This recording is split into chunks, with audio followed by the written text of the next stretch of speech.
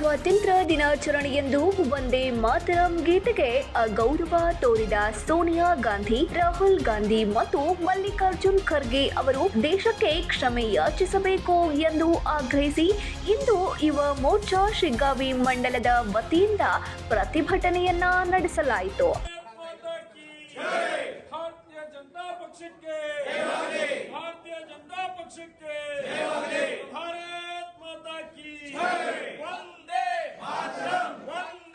ಸ್ವಾತಂತ್ರ್ಯ ದಿನಾಚರಣೆಯಂದು ಕಾಂಗ್ರೆಸ್ ಕಚೇರಿಯಲ್ಲಿ ವಂದೇ ಮಾತರಂ ಗೀತೆಯ ಅಪೂರ್ಣ ಗಾಯನಕ್ಕೆ ಸೋನಿಯಾ ಗಾಂಧಿ, ರಾಹುಲ್ ಗಾಂಧಿ ಮತ್ತು ಮಲ್ಲಿಕಾರ್ಜುನ್ ಖರ್ಗೆ ಅವರು ತಡೆಯೊಡ್ಡಿರುವುದು ವಂದೇ ಮಾತರಂ ಗೀತೆಗೆ ಮಾಡಿದ ಅವಮಾನವಾಗಿದೆ.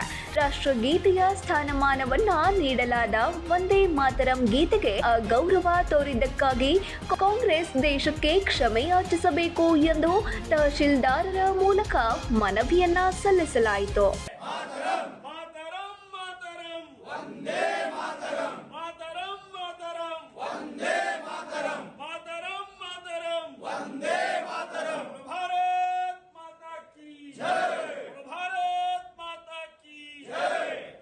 ಈ ಸಂದರ್ಭದಲ್ಲಿ ಮಂಡಲದ ಅಧ್ಯಕ್ಷರಾದ ವಿಶ್ವನಾಥ್ ಹರ್ವಿ, ಪ್ರಧಾನ ಕಾರ್ಯದರ್ಶಿ ರೇಣುಕನಗೌಡ ಪಾಟೀಲ್, ಶಿವಯೋಗಿ ಹುಲಸೋಗಿ, ಯುವ ಮೋರ್ಚಾ ಜಿಲ್ಲಾ ಪ್ರಧಾನ ಕಾರ್ಯದರ್ಶಿಯಾದ ವಿವೇಕ್ ರಾಮಗೇರಿ, ಯುವ ಮೋರ್ಚಾ ಮಂಡಲ ಅಧ್ಯಕ್ಷರಾದ ಅನಿಲ್ ಕುಮಾರ್ ಸಾತಣ್ಣನವರ್, ಯುವ ಮೋರ್ಚಾ ಪ್ರಧಾನ ಕಾರ್ಯದರ್ಶಿಗಳಾದ ಸಚಿನ್ ಮಡಿವಾಳರ್, ರವಿ ಬಿ ಶೆಟ್ಟಿ, ದೇವು ಸೊರಟೂರ, ಬಾಹುಬಲಿ ಅಕ್ಕಿ, ಚಂದ್ರು ಆಚೆಬನದ, ಬಸವರಾಜ್ ಕಲ್ಲಪ್ಪನವರ್, ಗುರುರಾಜ್ ಸೇರಿದಂತೆ ಇತರರು ಹಾಜರಿದ್ದರು.